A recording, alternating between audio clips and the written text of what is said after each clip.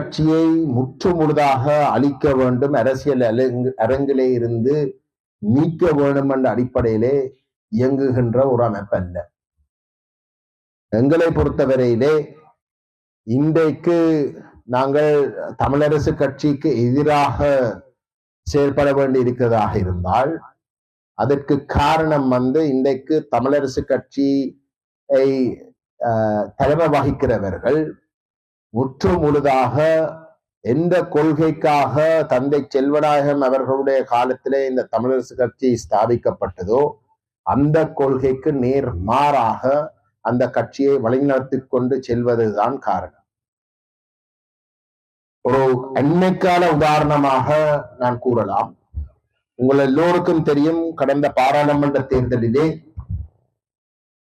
தமிழ் தேசிய அரங்கிலே இயங்கிக் கொண்டு இருக்கக்கூடிய கட்சிகளுக்கு கடந்த பாராளுமன்ற தேர்தல் முடிவுகள் பலத்த ஒரு சவாலை ஏற்படுத்தி இருக்கின்றது.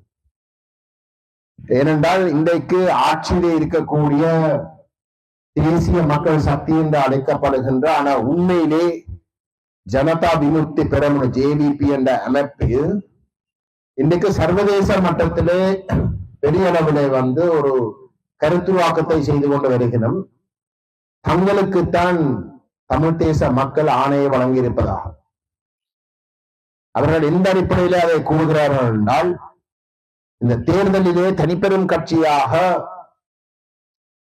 மட்டக்களப்பு மாவட்டத்தை தவிர்ந்த மற்ற அனைத்து மாவட்டங்களிலே வடகிழக்கிலே இருக்கக்கூடிய மாவட்டங்களிலே தங்களுடைய கட்சி கூடுதலான வாக்கை பெற்றதாக கூறி அந்த வகையிலே தமிழ் மக்கள் அவர்களுக்குத்தான் ஒரு ஆணையை வழங்கி இருப்பதாக ஒரு கருத்துருவாக்கத்தை செய்து கொண்டு வருகிறார்.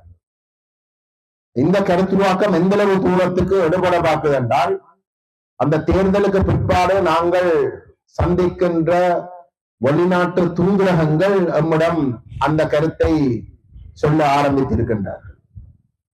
அதை நாங்கள் திட்டவட்டமாக மறுதளிச்சு கொண்டு வருகிறோம். உண்மையிலே தமிழரசு கட்சி தென் தமிழ் தேசத்திலே போன பாராளுமன்ற தேர்தலில் வெற்றி பெற்றது. இந்த JVP கட்சியை தோற்கடித்தது. தமிழ் மக்கள் தெளிவாக JVPக்கு ஆதரவு தரக்கூடாது என்ற அடிப்படையிலே கிழக்கு மாகாணத்திலே தென் தமிழ் தேசத்திலே JVPயை தோற்கடிப்பதற்காக தமிழரசு கட்சிக்கு வாக்களித்தது. அதுதான் உண்மை. இதனால JVP யார் என்பது எங்கட மக்களுக்கு உண்மையானதுக்குள்ள தெரியும். இளைஞர்கள் கொஞ்சம் பேர் குழம்பு இருக்கலாம். எனவே அவர்களுக்கு வரலாறு இப்பதான் படிப்படியாக கற்றுக்கொள்ளுகின்றார்கள். வாக்கு கிடைச்ச உடனே அவர்கள் ஏதோ ஒரு வகையில வாக்களிக்கணும் சிந்திக்கிற இடத்துல மேலோட்டமாக சிந்திச்சு அதன் தெற்குல ஒரு அலை, ஒரு மாற்று அவசியம் என்ற ஒரு அலை ஒன்று தெற்குல அடிக்க சில வழியில அந்த இளைஞர்கள் முதல் தடவையாக வாக்களிக்கிற இளைஞர்கள் வடகிழக்கிலே மாறி வாக்களித்திருக்கலாம். ஆனால் ஒட்டுமொத்தமாக பார்க்கின்ற பொழுது தமிழ் மக்கள் JVPயை புறக்கணிச்சுத்தான் இருக்கிறது. அதுதான் உண்மை. ஏன் புறக்கணிச்சது என்றால், JVP ஒரு இனவாத கட்சி. சமாதான முயற்சிகள் தமிழீழ விடுதலை போல் இயக்கத்தாலே முன்னெடுக்கப்பட்டுக் கொண்டிருந்த காலகட்டத்திலே அந்த முயற்சிகளுக்கு முற்றுப்புள்ளி வைப்பதற்கும் இராணுவ ரீதியாக போரூடாக அந்த தமிழீழ விடுதலை புலிகள் இயக்கத்துக்கு முற்றுப்புள்ளி வைக்க வேண்டும் என்ற அடிப்படையிலே மிக தீவிரமாக தென் இலங்கையிலே ஒரு பிரச்சாரத்தை மேற்கொண்டு அந்த மக்களை ஒரு முழுமையான போருக்கு மெனோனிலையிலே தயார்படுத்தின இந்த JVP.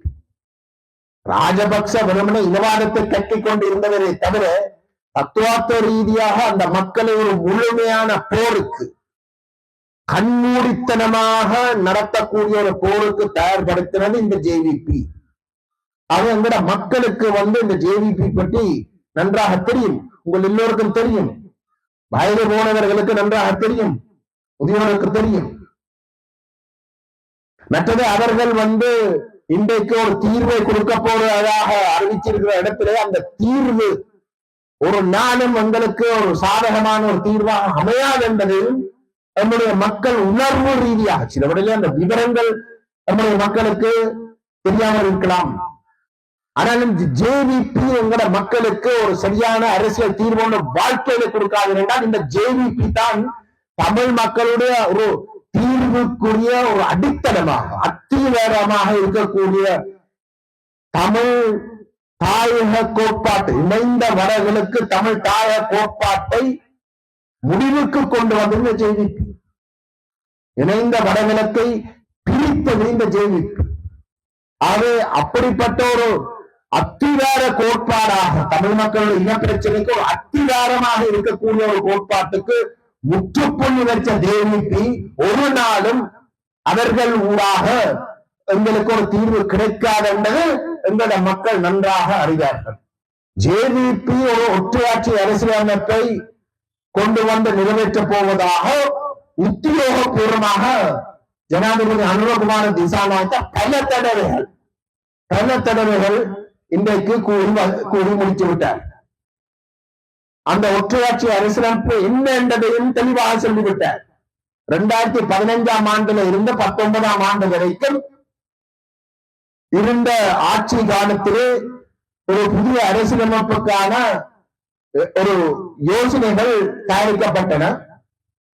அதுக்கு பேர் இடைக்கால யோசனைகள், இடைக்கால அறிக்கை என்ற ஒரு யோசனை. 2019 ஆண்டு இடைக்கால அறிக்கை என்றதுதான் பொதுவாக சொல்லப்படுகின்றது.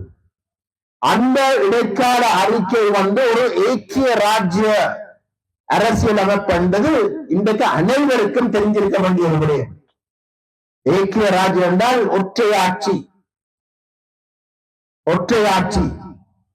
கடந்த 76 வருஷமாக உங்களுடைய இனப்பிரச்சனைக்கு மூல காரணமாக இருப்பது அந்த ஒற்றையாட்சி முறைமை. ஏனென்றால் ஒற்றையாட்சி முறைமை நடைமுறையிலே சிங்கள பௌத்தர்களுடைய பெரும்பான்மை இனத்தவர்களுடைய கையிலே மட்டும்தான் ஆட்சி அதிகாரத்தை வழங்குவது. ஒட்டுமொத்த இலங்கை தீவையும் ஒரு மையமாக கருதுகின்ற பொழுது 75% இருக்கக்கூடிய சிங்கள பௌத்த மக்கள் உடைய கையில மட்டும்தான் அந்த ஆட்சி அதிகாரம் அமையும். ஆகவேதான் அந்த ஒற்றையாட்சி முறைமை ஒருபோதும் இலங்கை தீவிலே தமிழர்களுக்கு பொருந்தாதென்று எங்களுடைய மூத்த தலைவர்கள் முன்வெடுத்து ஒற்றையாட்சியை நிராகரித்த ஒரு சமஷ்டி ஆட்சி முறை மூலமாக மட்டும்தான் நாங்கள் அதை உறுதிப்படுத்தலாம் என்பது எங்களுடைய அடிப்படை கொள்கையாக இருக்கின்றது.